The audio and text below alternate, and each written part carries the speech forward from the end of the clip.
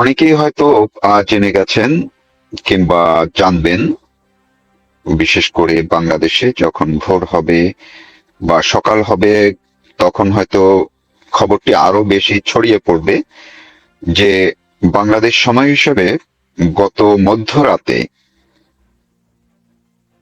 111-এর সময় বহুল আলোচিত যে সেনা কর্মকর্তা মাসুদ উদ্দিন চৌধুরী তিনি আটক হয়েছেন। এই মাসুদ উদ্দিন চৌধুরী শুধু 111-এর সময় নয়, এর পরেও তিনি ব্যাপকভাবে আলোচিত হয়েছেন, ক্ষেত্র বিশেষ কিছুটা সমালোচিতও হয়েছিলেন।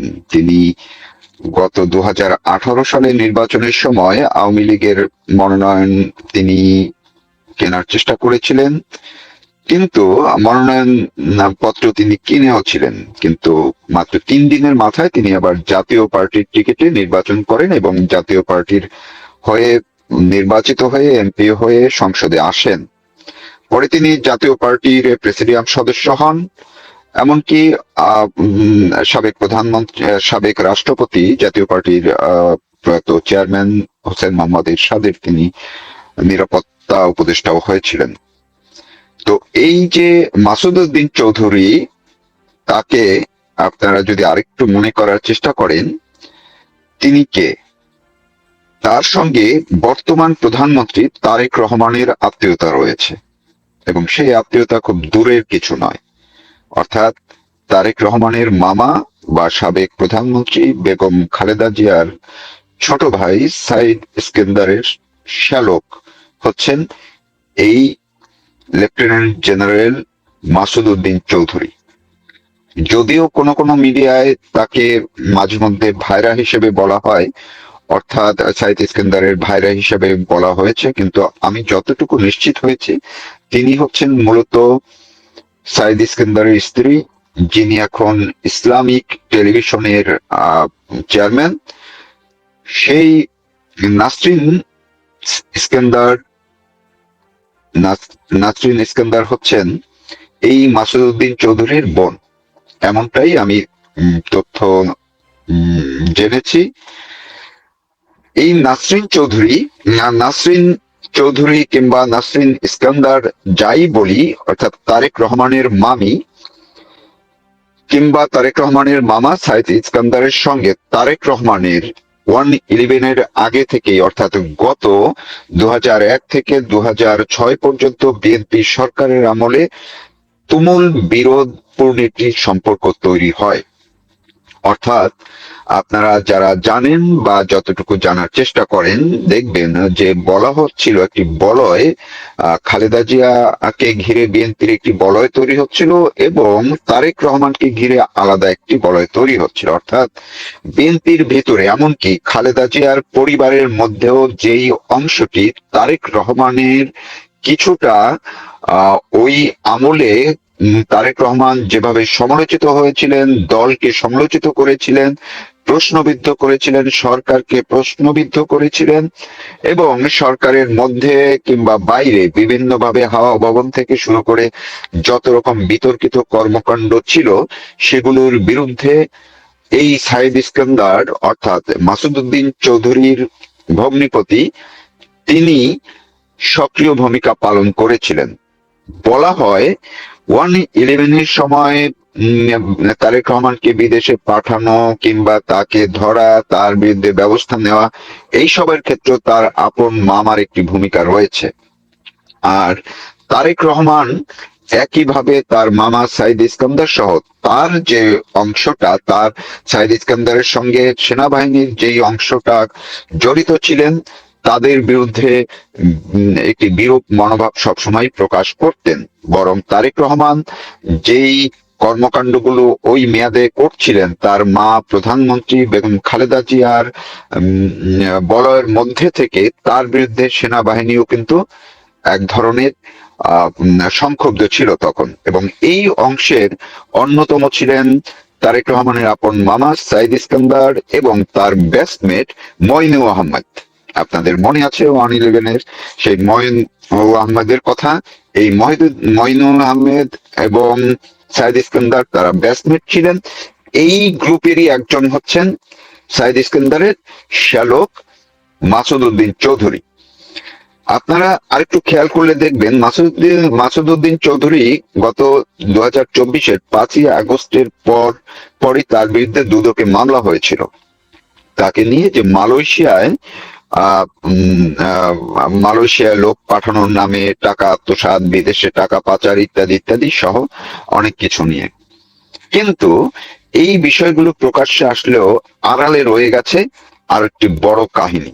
সেই কাহিনীটি হচ্ছে, যতটুকু জানা যায়, আপনাদের মনে আছে যে ডান্ডি ডাইং বহুল আলোচিত সেই বিএনপির আমলে, সেই ডান্ডি ডাইং অনেকেই জেনে থাকবেন যে এটির মালিকানা তারেক রহমানের, কখনো বলা হয়েছিল কোকোর, কিন্তু এটির মূল মালিক ছিলেন এই সাইদ ইস্কান্দার। যেমনটা ইসলামিক টেলিভিশনের মালিক হচ্ছেন সাইদ ইস্কান্দার। কিন্তু ওই সময় থেকে পরবর্তীতেও এই ড্যান্ডি ডাইং কিংবা ইসলামিক টেলিভিশন, এটির দিকেও তারেক রহমানের এক ধরনের নজরদারি ছিল বলেও বলা হয়ে থাকে। এখন এই সময়টিতে, অর্থাৎ 2024-এর 5ই আগস্টের পর থেকে গতকালকে পর্যন্ত কিন্তু এই সাইদ ইস্কান্দারের শ্যালক মাসুদউদ্দিন চৌধুরীর বিরুদ্ধে কোনো ব্যবস্থা নেওয়া হচ্ছিল না, এবং তিনি কিন্তু ঢাকায় ছিলেন। তিনি এমন না যে কোথাও আত্মগোপনে ছিলেন। তার বিরুদ্ধে মামলা হয়েছিল, তাকে দেশের বাইরে যাওয়ার নিষেধাজ্ঞা ছিল, কিন্তু তাকে গ্রেপ্তার করা হয়নি। এমনকি ডক্টর ইউনূসের 18 মাসেও কিন্তু তাকে গ্রেপ্তার করা হয়নি। আপনারা খেয়াল করবেন।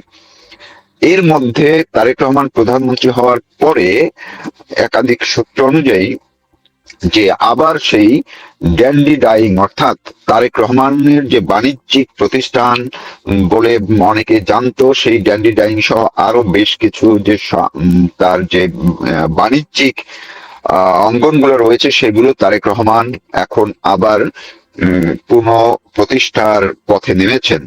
এমনকি কেউ কেউ এই তথ্যটুকু জানিয়েছেন যে খুব সম্প্রতি প্রধানমন্ত্রী হওয়ার পরে, অর্থাৎ গত কয়েকদিনের মধ্যেই ইসলামিক টেলিভিশন নিয়েও একটা দ্বন্দ্ব তৈরি হয়েছে পারিবারিক ভাবে। আর এই দ্বন্দ্বের ভেতরেই ঢুকে গিয়েছিলেন মাসুদউদ্দিন চৌধুরী তার বোনের পক্ষে। ফলে বিষয়টি জটিল হয়ে দাঁড়ায়, এবং এর পরিণতিতেই কি মাসুদউদ্দিন চৌধুরীকে আটক করা হয়েছে গত রাত্রে, এটি নিয়ে সামাজিক যোগাযোগ মাধ্যমেও কিছু কথাবার্তা দেখা যাচ্ছে।